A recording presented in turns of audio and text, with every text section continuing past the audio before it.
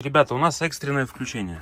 В первую очередь я хочу сказать огромное спасибо Сергею с Уфы, который нас навел на вольного дальнобоя. Чувака, который тоже боролся с этим скриптом. Рассказываю. Вскрываем полик, потому что много ребят пишут, что у них такая же история. Ребята, вскрываем этот полик, ничего сложного нету. Берем звездочку, выкручиваем эту защиту.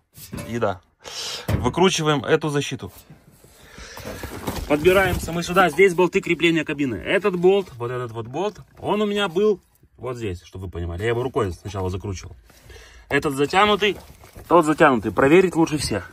Как бы я результат еще пока не знаю, ребят. Но я больше чем уверен, потому что я когда его закручивал, я слышал тот скрип, который я слышал на протяжении последних 3 месяцев или 4. Протянул я еще эти болты. Так что все, кто спрашивал, мне кажется, мы нашли проблему, ребята.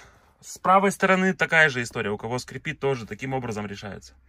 Крепление кабины. Вот этот болт у меня был выкручен. Сейчас мы здесь все намоем. И к бою. Я уже стою на следующей погрузке. Планшет в ремонте. Это короткометражка, но она очень полезная для тех, у кого есть скрип, ребята. Это, я уверен, что это наша проблема. Нужна нам звездочка. Ключ на 19 и на 21. На 21, прошу прощения. Ну, накидная головка. Серега Уфа, огромное спасибо вам.